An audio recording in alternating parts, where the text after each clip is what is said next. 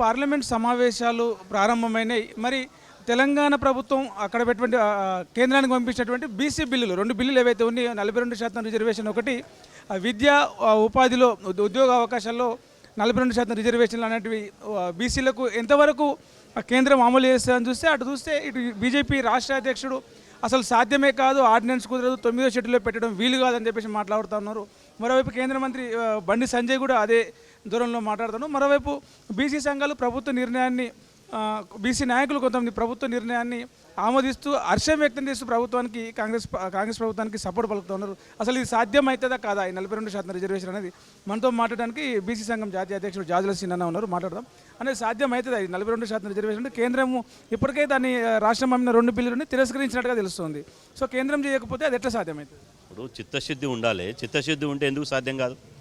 భారతదేశంలో రాజ్యాంగం రాసినప్పుడు, అంబేద్కర్ గారు రాజ్యాంగం రాసినప్పుడు ఇప్పటికీ 103 సార్లు రాజ్యాంగాన్ని సవరించారు. ఇలా బీసీల కోసం ఎందుకు ఒకసారి 9th షెడ్యూల్లో పెట్టి రిజర్వేషన్లు పెట్టరు? అంటే ఈ రిజర్వేషన్లు అమలు చేయడానికి ఆకాశం నుంచి దేవుడి దిగి రావాలన్నా? ఇప్పుడు ఉన్నటువంటి పార్టీలు బీసీలను కరివేపాకులాగా వాడుకున్నాయి కదా. బీసీలు లేనిదే ఆ పార్టీలు లేవు కదా. ఇలా చట్టబద్ధంగా న్యాయబద్ధంగా 9th షెడ్యూల్లో పెట్టి ఆ రిజర్వేషన్లు ఇంప్లిమెంట్ చేయమంటే ఇలా రామచంద్రరావు గారు నిన్న ఢిల్లీలో మాట్లాడుతూ ఏం మాట్లాడిండు? రామచంద్రరావు గారికి ఏం తెలుసని మాట్లాడిండు? రామచంద్రరావు గారు స్వతహాగా అతను విద్యార్థి దశలో ఉన్నప్పుడు ఈ రాష్ట్రంలో జరిగినటువంటి, అదేవిధంగా దేశవ్యాప్తంగా జరిగినటువంటి రిజర్వేషన్ల అనుకూలమైన, రిజర్వేషన్ వ్యతిరేకమైన ఉద్యమాలు జరిగినాయి. రిజర్వేషన్ల వ్యతిరేక ఉద్యమంలో పాల్గొన్న పాత్ర రామచంద్రరావుది. అలా అట్లాంటి రిజర్వేషన్ వ్యతిరేకమైనటువంటి రామచంద్రరావుని బీజేపీ అధ్యక్షుని పెడితే బీసీల గురించి ఎట్లా మాట్లాడతాడు? ఏం తెలుస్తుంది? అంటే ఒక బీజేపీ పార్టీ జాతీయ పార్టీ, ఒక జాతీయ పార్టీలో 4 విధానాలు ఉంటాయా? ఇక్కడ ఉన్నటువంటి బీజేపీలో ఉన్నటువంటి ఎమ్మెల్యేలు అసెంబ్లీలో బిల్లుకు మద్దతు తెలుపుతారు. అదేవిధంగా బీజేపీలో ఉన్నటువంటి డాక్టర్ కె లక్ష్మణ్ గారు ఇది రాష్ట్ర ప్రభుత్వమే ఆర్డినెన్స్ జీవో ద్వారా చేయొచ్చు, ఈ రిజర్వేషన్లు పెంచుకునే అధికారాన్ని రాష్ట్రానికే ఉన్నదని లక్ష్మణ్ గారు చెప్తారు. ఇలా ముస్లింలు ఉన్నారు, ముస్లింలకు 10% రిజర్వేషన్లు పోతున్నాయి. ఈ 10% రిజర్వేషన్లు ఈ రిజర్వేషన్లు వాళ్ళకు పోతున్నాయి కాబట్టి ఈ రిజర్వేషన్లు మేము ఆమోదించే ప్రసక్తి లేదంటాడు. అదేవిధంగా ఈరోజు మన రామచంద్రరావు గారు ఢిల్లీలో మాట్లాడుతూ 9th షెడ్యూల్లో మేము పెట్టమంటాడు. ఇలా 9th షెడ్యూల్లో మీరు పెట్టకపోతే బీజేపీ 50% మించుతుంది కాబట్టి 9th షెడ్యూల్లో పెట్టడానికి వీలేదు. ప్రత్యేక పరిస్థితుల్లో అయితే 50% మించాలి. అట్లాంటి పరిస్థితులు లేనప్పుడు ఎందుకు పెట్టాల్సిన అవసరం ఉందని చెప్పేసి ప్రశ్నిస్తాం. రిజర్వేషన్లు 10% పెంచినప్పుడు ఈ 50% సీలింగ్ అనేది బీజేపీ వాళ్ళ కళ్ళకు కనపడలేదా? 50% సీలింగ్ సుప్రీంకోర్టు పెట్టినప్పుడు అదే సుప్రీంకోర్టు 60%, 10% అగ్రవర్ణాల రిజర్వేషన్లు పెట్టినప్పుడు ఇవాళ 60% అయినప్పుడు అదే సుప్రీంకోర్టు 60% రిజర్వేషన్లు ఓకే అన్నది కదా. మరి 60% రిజర్వేషన్లు పెట్టినప్పుడు ఇంకా 50% సీలింగ్ ఎక్కడిది? అంటే ఎంత డొంక తిరుగుడు మాటలు మాట్లాడతారు, ఎంత మోసం మాటలు మాట్లాడతారు, ఎవరిని బదనాం చేస్తారు? అంటే బీసీలను అడుగడుగున డోకా చేయాలి, బీసీలను బదనాం చేయాలి, బీసీ రిజర్వేషన్లు దక్కకుండా కుట్ర చేయాలని అప్పటి మండల్ కమిషన్ ఉద్యమం వరకు నుంచి మొదలుకుంటే ఇప్పటి వరకు కూడా బీజేపీ బుద్ధి అట్నే ఉంది తప్ప నిజంగా బీజేపీ పార్టీకి బీసీలు ఉన్నారు, బీజేపీలో బీసీలదే ప్రధాన పాత్ర కాబట్టి బీసీల కోసం మేము చేయాలనే కనీసం చిత్తశుద్ధి ఉండొద్దా? కాబట్టి బీజేపీ చెప్పే అన్నీ ఇవాళ అసంబంధమైనటువంటి, అశాస్త్రీయమైనటువంటి, అన్యాయమైనటువంటి మూర్ఖపు మాటలు, బీసీలను పచ్చి దగా చేసేటువంటి మాటలు. కాబట్టి రామచంద్రరావు గారిని ఇవాళ మేము బీసీల ద్రోహి అని ఎందుకు అనకూడదు? కాంగ్రెస్ ప్రభుత్వం చేస్తుంది అనే నమ్మకం ఉందా బీసీ సంఘాల నాయకులుగా మీకు నమ్మకం? కాంగ్రెస్ ప్రభుత్వమా బీజేపీ ప్రభుత్వమా చూడొద్దు. ఇక్కడ ప్రభుత్వమే. భారత రాజ్యాంగంలో ఏముంది? రాష్ట్ర ప్రభుత్వము, కేంద్ర ప్రభుత్వం.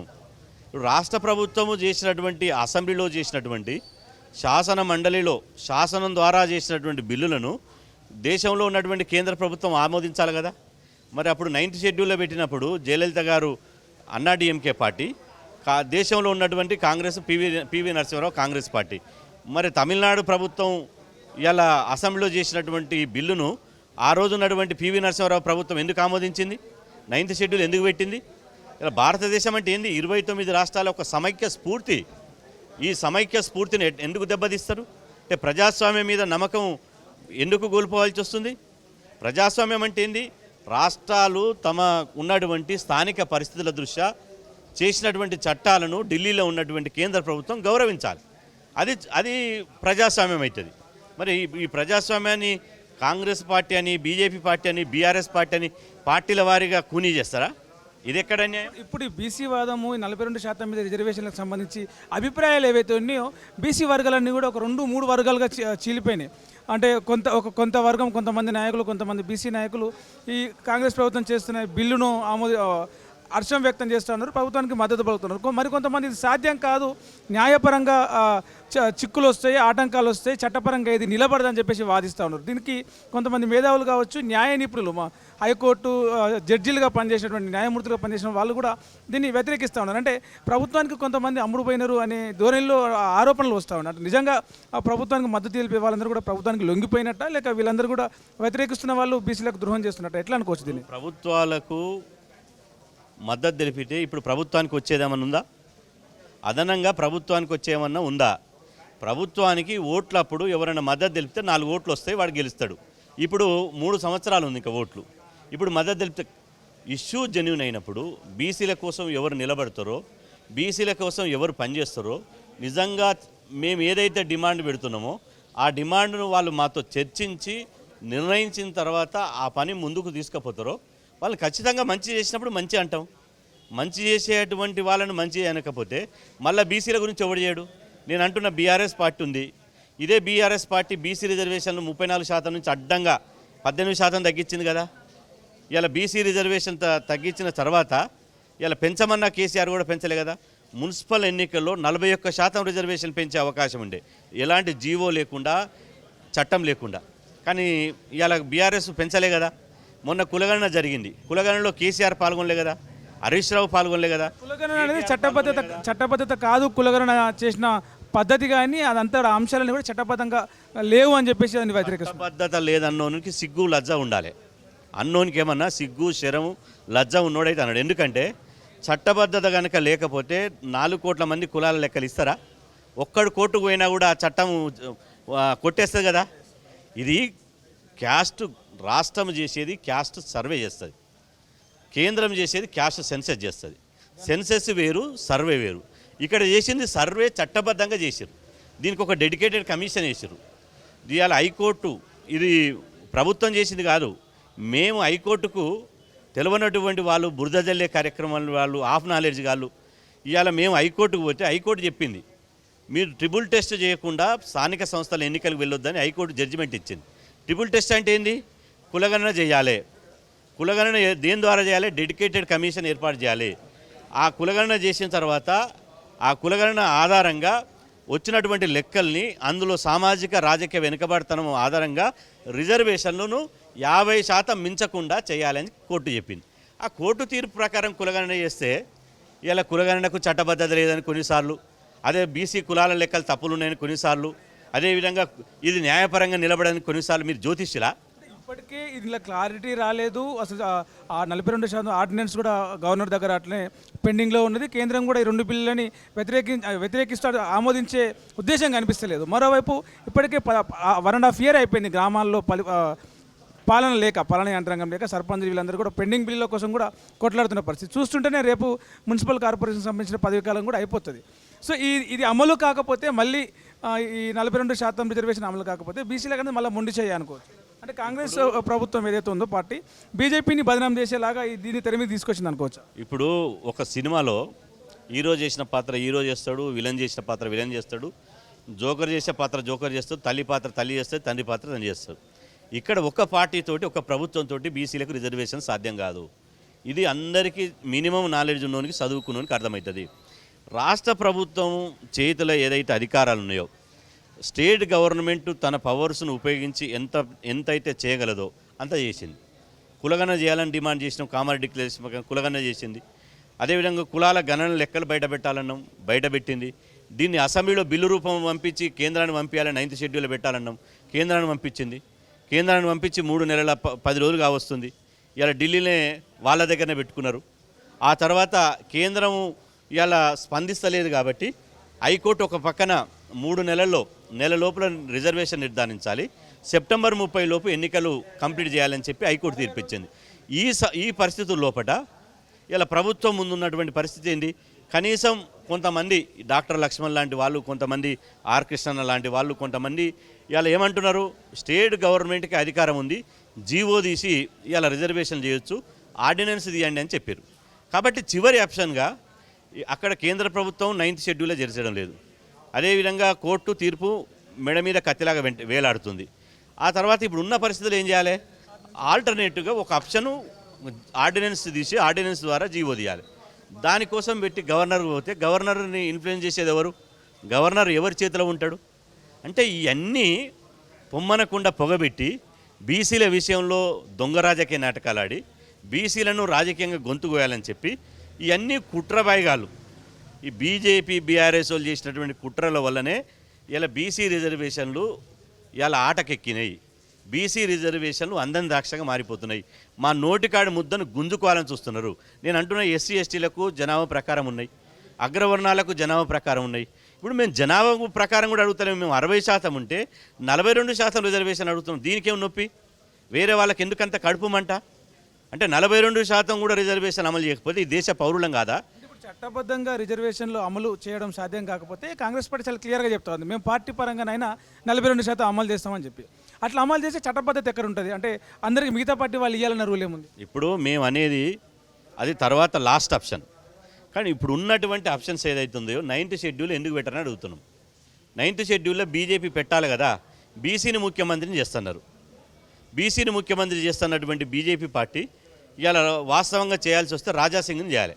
ఒక లోధీ సామాజిక వర్గం, బీసీ సామాజిక వర్గానికి సంబంధించిన రాజాసింగ్ గారు 4 సార్లు ఎమ్మెల్యే అయ్యిండు. ఇలా బీజేపీ అధికారం రాలేదు కాబట్టి రాజాసింగ్ ఒక బీసీని ప్రతిపక్ష నాయకుని చేయాలి. ఎవరిని చేశారు? కాంగ్రెస్ పార్టీలో వచ్చినటువంటి మహేష్ రెడ్డి గారిని ఫ్లోర్ లీడర్గా చేశారు. ఆ తర్వాత ఈరోజు నిన్న రాజ్యసభలో రాజీనామా చేసినటువంటి జనదేవ్ ధర్కర్ గారు ఉపరాష్ట్రపతి ఎవరైతే ఉన్నారో ఈ ఉపరాష్ట్రపతి గారు బీసీ సామాజిక వర్గానికి సంబంధించిన ఆయన పొమ్మనకుండా పొగబెట్టి ఇదే బీజేపీలో ఉన్న అగ్రవర్ణ నాయకులు ఆయన వేధిస్తే ఇలా రాజీనామా చేసిండు. ఉపరాష్ట్రపతిని రాజీనామా చేసి పంపించేస్తారు. ఆ తర్వాత హర్యానా గవర్నర్ బండారు దత్తాత్రేయ గారిని రాజీనామా ఇలా ఆయన ఉన్న ఫలంగా తొలగించేస్తారు. ఆ తర్వాత బీజేపీ అధ్యక్షునిగా అదిగో ఈటలకు ఇస్తున్నాం, అదిగో బండి సంజయ్కి ఇస్తున్నాం, ఇదిగో అరవింద్కి ఇస్తున్నాం అన్నారు. బీసీకి ఇస్తున్నామని చెప్పారు. బీసీ సీఎం మా విధానం, బీసీ సీఎంఏ మా నినాదం అన్నటువంటి బీజేపీ ఇవాళ బీజేపీ పార్టీ అధ్యక్షునిగా ఒక బ్రాహ్మణ కులానికి సంబంధించినటువంటి 1% లేనటువంటి వాళ్ళకి రామచంద్రరావుకి ఇచ్చింది. అంటే మళ్ళీ అందులో కూడా ఉన్నటువంటి ఈటల రాజేందర్ గారిని కుట్రలు చేసి బయటకు సాగనంపే ప్రయత్నం చేస్తున్నారు.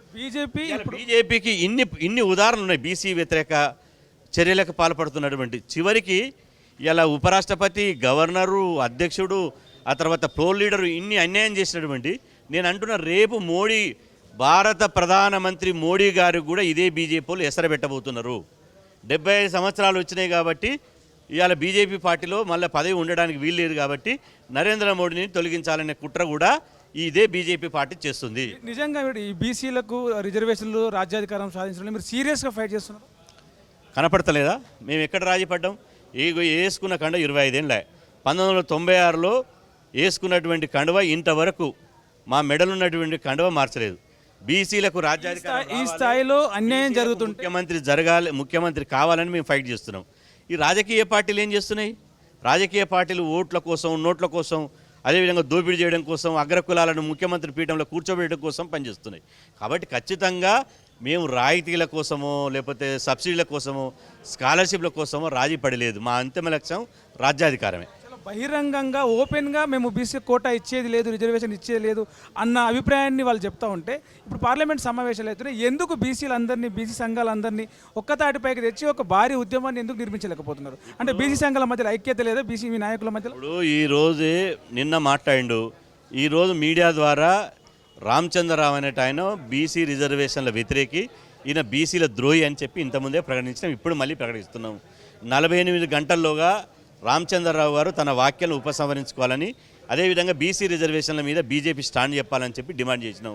48 గంటల్లో చేయకపోతే మేమంతా బీసీ సంఘాలం, కుల సంఘాలం అంతా కూర్చొని ఇవాళ బీజేపీ ఆఫీసు ముట్టడిస్తాం, బీజేపీ ఆఫీసు ముందర చాకిరేవి పెడతాం, వాళ్ళ సంగతి ఏంటో తెలుస్తాం, మీరు బీసీల పక్షమా అగ్రవర్ణాల పక్షమా తేల్చుకోవాలని చెప్పి పెద్ద ఉద్యమం చేస్తాం. ఎవరిని వదిలిపెట్టే ప్రశ్నే లేదు. బీసీలందరూ ఇదంతా మనసున పెట్టుకుంటున్నారు. ఎవరు బీసీలకు వ్యతిరేకంగా పనిచేస్తున్నారో, ఎవరు బీసీలకు ద్రోహం తలపెడుతున్నారో, ఎవరు బీసీల రిజర్వేషన్లను నోటికాడి ముద్దను గుంజుకుంటున్నారో వాళ్ళని గుర్తిస్తాం. ఖచ్చితంగా వాళ్ళని ఇలా ఇంటికి పంపించే వరకు మేము ఊరుకునే ప్రసక్తి లేదు.